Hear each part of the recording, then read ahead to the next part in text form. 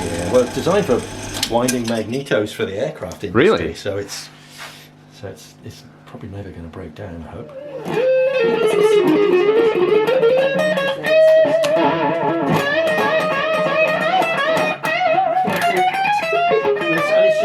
G'day legends, I hope you're all fantastic. On today's video, I'm going to take a look at the pickups I've just plonked into this guitar. These pickups are made by Mr. Glyn in New Zealand, and I was lucky enough to actually go and visit Mr. Glyn. He sent me a message on Instagram when I was in Auckland earlier this year along the lines of, "Hey bro, I see you're in town.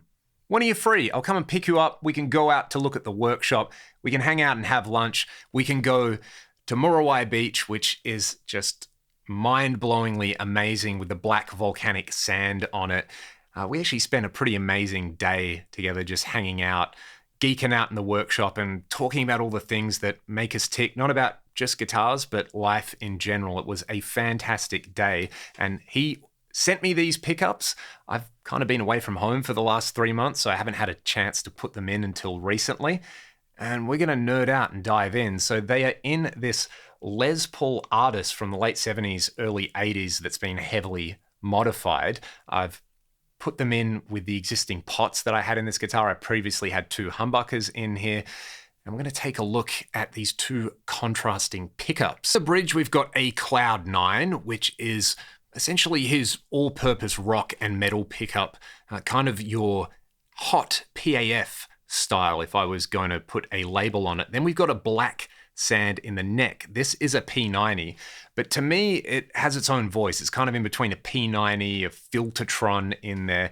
Both of these have just kind of been voiced along their own lines. So I encourage you to listen to the next clips. I'm going to play around with the volume and tone controls quite a lot because I find these pickups respond really well and they clean up really nicely. We're actually just going to roll with one core tone through all of this, which is the FAS Rec model in my Axe-Fx with my free IR. Just a little bit of reverb. You can do so much with this combination. And yeah, I just want to say thanks to Mr. Glyn for having me. Again, the black sand is named. Let's start out on the bridge pickup wide open. I want to showcase how this one cleans up with the volume control and also how you can manipulate the tone control to get a few different textures out of it. We will then swap over to the neck pickup and do the same thing. And then we'll play around with the blend between the neck and bridge by manipulating their individual volume controls. Speaking of which, the volume and tone control for the bridge pickup on this guitar are in the opposite positions they would normally be in a Les Paul. So the volume is down here, the tone is down here. It's gonna look weird if you're used to a Les Paul, but don't worry too much about it. Use your ears, not your eyes.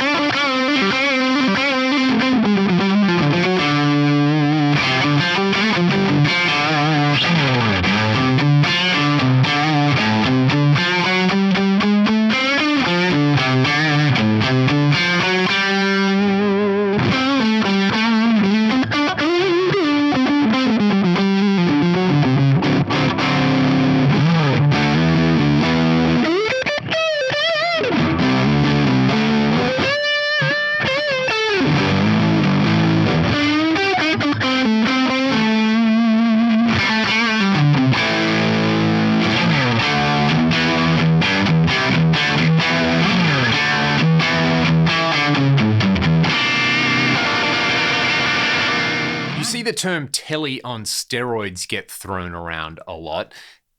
These pickups in this guitar with this wiring scheme definitely has some of that with both of the volume controls around 5 on there. I love as well, once you get the volume up to about 7 or 8, especially with this setup, everything is kind of like flubs out and compresses and gets super gooey and nasty. But below that, it is really articulate on both pickups. And I love being able to play rhythm guitar on the neck pickup. In fact, with the way I've got all of this set up at the moment, I can even back off the tone control on the neck pickup to play some rhythm guitar on there, which is pretty amazing. And what I want to do now is actually play around with the blend between the two pickups, because kind of different styles, you can get some really interesting stuff. So I'm going to start with everything wide open, and I'm going to just back off the neck pickup. We'll have a listen to what that does. Then I'll bring it back up and I'll back off the bridge pickup. So this kind of thing.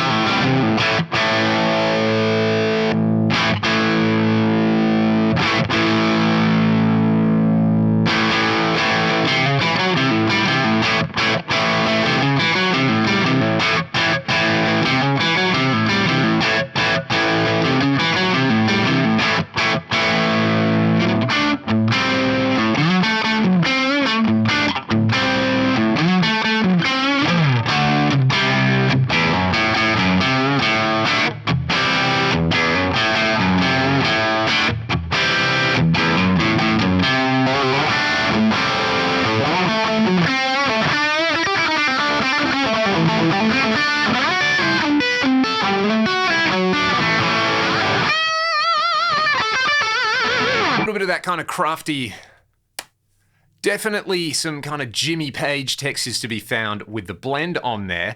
I think the best way to describe these two pickups is this one's Malcolm, this one's Angus, and backing off the volume control on the neck pickup here gives you that kind of almost like Gretsch-like kind of thrack out of the guitar, and leaving the bridge wide open while you get all that extra compression and sustain and aggression. So yeah, very much an Angus and Malcolm kind of setup on here.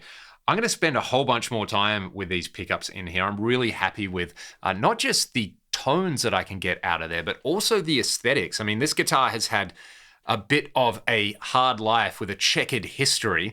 It's got the Stets bar on there covering up where it previously had a Carla tremolo, and it's had the wood fill back in. So that's there partially for function, partially for cosmetic reasons, but I mean, they just look cool as well. I mean, this definitely has Art Deco vibes going on with it. I reckon it would look really cool in an arch top or a semi-hollow, but having that extra clarity on this guitar, which on its own, I mean, unplugged acoustically, it's pretty dark compared to my other Les Pauls on there. And, you know, a humbucker in the bridge, a P90 in the neck is still one of my favorite combos. This is a really unique take on this. And I mean, there's the extra layer to all of this where I actually got to go to the workshop. I got to go to Morawai Beach and check out the black sand that the pickup's named after, and just being able to spend the day around someone who is so passionate about what they do, who is so creative and kind of lives for finding these new tones. I really feel like getting that opportunity to click with someone and then playing their product and have it click with the way I play is pretty special. So I'll play you all out now in maybe drop D, and we'll do some absolute filth on this guitar. You know, I'll add some pitch detune and some delay and things like that, and I'll just play you all out. I will put some more information in the video description if you want to learn more about these pickups. Otherwise, thanks for watching, thanks for listening, and I'll see you next time.